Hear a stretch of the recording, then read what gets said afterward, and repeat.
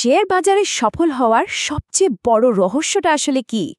অনেকেই ভাবেন এটা হয়তো কোনো গোপন ফর্মুলা বা ভেতরের খবরের মধ্যে লুকিয়ে থাকে, কিন্তু আসল রহস্যটা হয়তো আমাদের চোখের সামনে ঘোরাফেরা করছে। আজকে আমরা সেই সবচেয়ে শক্তিশালী কৌশলটা নিয়ে কথা বলবো, অন্যদের কাছ থেকে শেখার ক্ষমতা। চলুন তাহলে শুরু করা যাক। স্বাগতম। আমাদের এই বিশ্লেষণগুলো যদি আপনাদের ভালো লেগে থাকে তাহলে অবশ্যই লাইক আর কমেন্ট করে আমাদের জানাবেন এবং সাবস্ক্রাইব করে আমাদের সাথেই থাকবেন। আর হ্যাঁ, বাজারের লেটেস্ট আপডেট আর গভীর বিশ্লেষণ পেতে আমাদের হোয়াটসঅ্যাপ গ্রুপে যোগ দিতে পারেন। আপনাদের এই সমর্থনটাই কিন্তু আমাদের এগিয়ে চলার আসল শক্তি। তো আমাদের প্রথম পর্ব কঠিন পথে শেখা। একটা কথা তো আমরা প্রায়ই শুনে থাকি, তাই না, যে নিজের অভিজ্ঞতায় নাকি সেরা শিক্ষক। কিন্তু শেয়ার বাজারের মতো জায়গায় এ কথাটা কি আসলেই 100% সত্যি? প্রশ্নটা হলো, স্টক মার্কেটে সফল হতে গেলে কি নিজের ভুল থেকেই শিখতে হবে?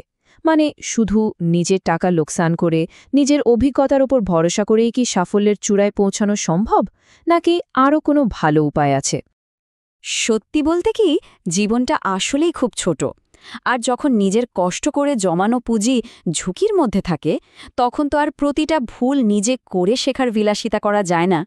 যদি সব ভুল নিজে করেই শিখতে হয়, তাহলে আসল সাফল্য পেতে পেতেই হয়তো জীবনের অনেকটা সময় চলে যাবে। তাহলে আসল বাধাটা কোথায়? বাজারের ওঠানামা নাকি তথ্যের অভাব? না, আসল বাধাটা আসলে বাজারের কোনো কোলাহলে নয়, বরং সেটা লুকিয়ে আছে আমাদের নিজেদের ভেতরেই। আমাদের মানসিকতাই অনেক সময় উন্নতির পথে সবচেয়ে বড় একটা দেয়াল হয়ে দাঁড়ায়। খেয়াল করে দেখবেন, যখন আমরা অন্য কোনো বিনিয়োগকারীকে সফল হতে দেখি, আমাদের মনে প্রায় এই ধরনের চিন্তা চলে আসে, আরে ও তো ভাগ্যবান, অথবা ওরা নিশ্চয়ই এমন কিছু জানে যা আমরা জানি না। এই খুব সাধারণ চিন্তাগুলোই কিন্তু আমাদের শেখার পথটাকে পুরোপুরি বন্ধ করে দেয়। এই মানসিক বাধাটাকে, মানে এই ব্যাপারটাকে একটা বাক্সের ওপর ঢাকনার মতো করে ভাবা যেতে পারে। আমাদের মনটা হলো সেই বাক্সটা, আর হিংসা এবং অন্যের সাফল্যকে মেনে না নেওয়ার যে প্রবণতা, সেটাই হলো ওই বাক্সের ঢাকনা। এই ঢাকনা যতক্ষণ শক্ত করে বন্ধ থাকবে, নতুন কোনো জ্ঞান বা কৌশল ভেতরে ঢোকার কোনো সুযোগই পাবে না। এখন এই স্লাইডটা দেখুন, কি দারুণভাবে দুই ধরনের মানসিকতার পার্থক্যটা তুলে ধরা হয়েছে। বন্ধ মানসিকতা সবসময় প্রশ্ন করে, ওরা কেন পারল, আমি কেন পারলাম না। এটা একটা হিংসা আর হতাশার প্রশ্ন। অন্যদিকে খোলা মানসিকতা জানতে চায়, আচ্ছা ওরা এটা কিভাবে করল। আর এই একটি মাত্র প্রশ্নই হল শেখার প্রথম এবং সবচেয়ে জরুরি ধাপ। আর এখানেই আসছে আমাদের তৃতীয় পর্বের মূল বিষয়। এই বন্ধ দরজার চাবিটা কি?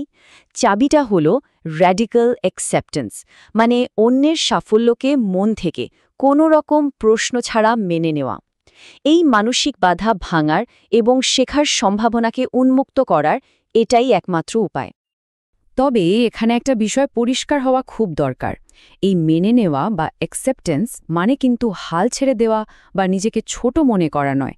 এটা বরং একটা খুব সক্রিয় সিদ্ধান্ত, নিজের মনের সেই বন্ধ ঢাকনাটা খোলার সিদ্ধান্ত, যাতে নতুন কিছু শেখা যায়। তাহলে এই খোলা মনের পথে এগোনোর উপায়টা কি? দেখুন, এর কয়েকটা সহজ ধাপ আছে। প্রথমে নিজের ভেতরের হিংসাটাকে স্বীকার করতে হবে। এরপর অহেতুক সমালোচনা বন্ধ করতে হবে।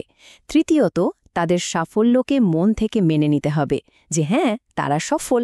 আর সবশেষে সেই সবচেয়ে শক্তিশালী প্রশ্নটা করতে হবে, কিভাবে।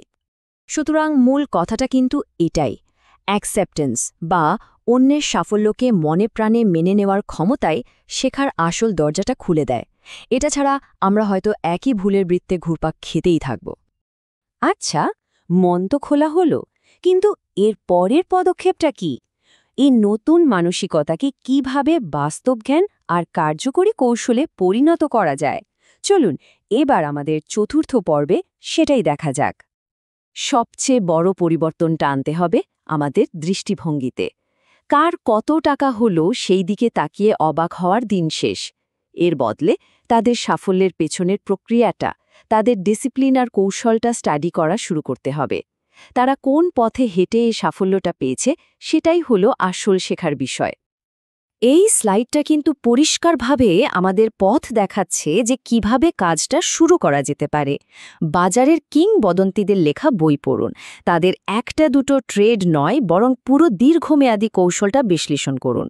তাদের শৃঙ্খলা এবং ধারাবাহিকতা খেয়াল করুন। তাদের করা ভুলগুলো থেকে শিক্ষা নিন, যাতে নিজে সেই ভুলগুলো এড়িয়ে চলতে পারেন। আর সবচেয়ে জরুরি হলো তাদের মূলনীতিগুলো অনুসরণ করার চেষ্টা করুন। পঞ্চম পর্ব।